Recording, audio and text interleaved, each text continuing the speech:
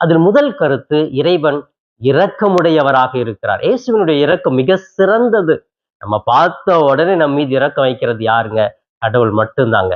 ஒருவேளை அப்பா அம்மா ஒரு நேரத்துல நம்ம அந்த இரக்கத்தை காமிக்காது கூட இருந்துடலாம் சுயநலத்தினால. ஒருவேளை கூட பிறந்த அண்ணன் தம்பிங்க அந்த இரக்கத்தை காமிக்காம கூட இருக்கலாம். அதை நம்ம அனுபவிக்கிறோம். ஒருவேளை நண்பர்கள் கூட அந்த இரக்கத்தை காண்பிக்காம நமக்கு எதிராக பழி வாங்கலாம். ஆனா என்றுமே எப்பொழுதுமே இரக்கத்தை காட்டுபவர் நம் ஆண்டவர் இயேசு கிறிஸ்து என்று சொல்லி இந்த நற்செய்தியினுடைய முதல் கருத்தை நமக்கு தெளிவாக கூறுகிறது.